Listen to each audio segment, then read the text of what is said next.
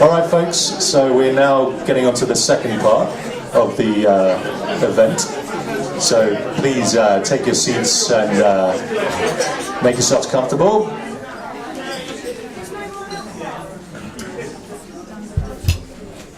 Is Barry Davis here? Yes. Oh, yes. Okay. The poem I'm going to read to you now is not a happy poem because it deals with a terrible human tragedy, the tragedy of the ship, the Struma.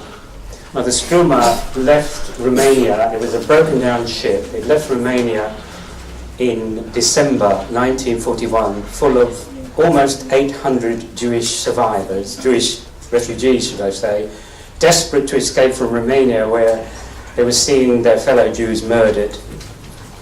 And Romania, of course, remember, was an ally of the Nazis during the war, but they managed to get this boat, which was a broken down boat. And in fact, the boat broke down completely, and the Turkish government towed it to Istanbul, and nobody really knew what to do. The Turks, to give them credit, they did try to see if they could arrange for the people on the boat to be transferred to another boat to go to what was then Palestine.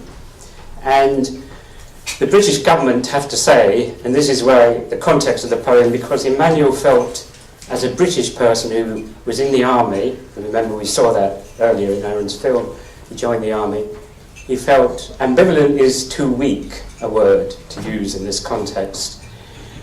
He felt totally divided in fighting against the Nazis on the one hand, and he's seeing Britain preventing Jewish refugees coming into Palestine, because we know that they didn't want to allow the refugees since 1939 because of the political problems there in Palestine.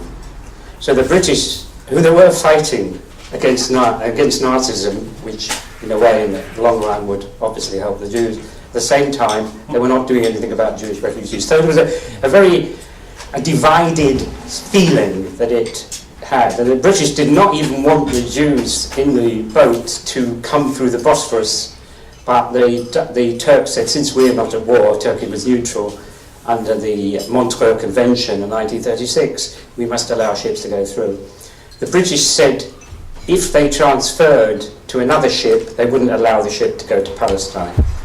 So they would not allow the refugees. There were about 800, just under 800 refugees, and about 106 of these were children, which is very important because in the poem, the fact of there being children is remarked upon, and I think that is something that cut him very much to the quick when he heard this. So the Turks, in the end, I don't know whether got fed up is the right word to use, but they decided to wash their hands of the whole matter, and they towed the boat, the Struma, on February the 24th, 1942, they towed it into the Black Sea, and it was sunk, and one survivor.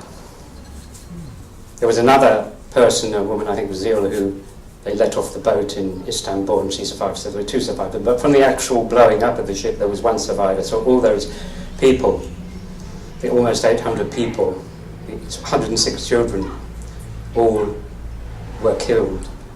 We know now that the boat was sunk by a Soviet submarine.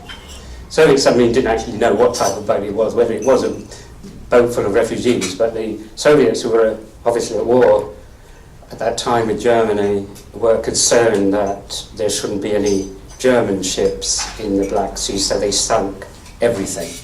So they, obviously the submarine commander decided to they sank it, but of course the fact who were responsible for putting the boat into the Black Sea, Turkey, yes, and Britain.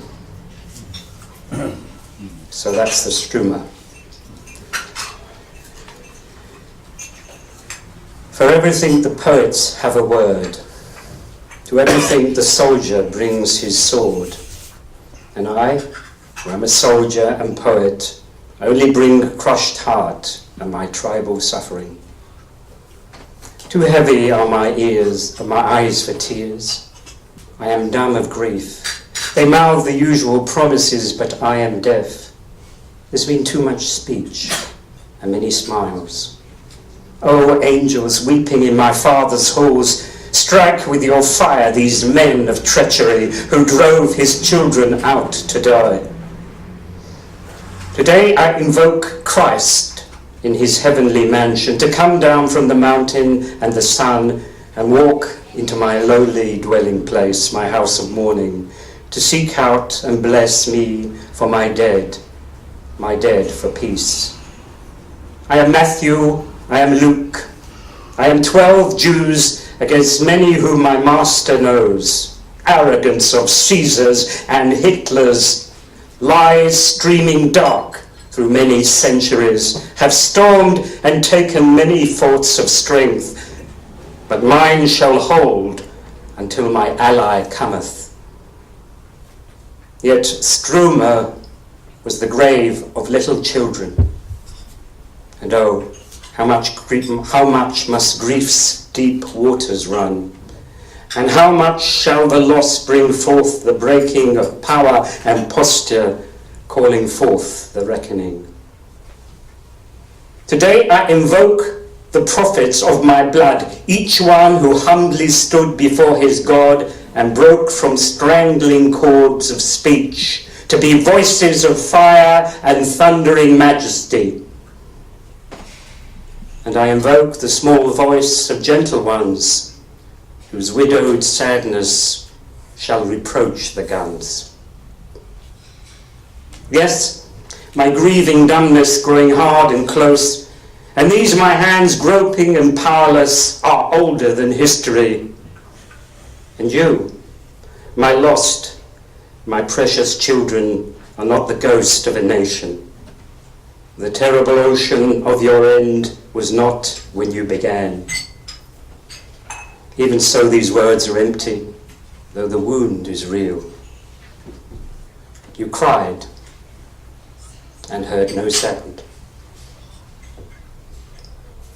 I am no dirge singer in close attendance upon official regrets and meek obeisance. Others will weep and mourn your martyr's doom in different ways. I am grim. Today, my khaki is a badge of shame, its duty meaningless. My name is Moses, and I summon plague to Pharaoh. Today my mantle is sorrow, and oh, my crown is thorn. I sit darkly with the years and centuries of years, bowed by my heritage of tears.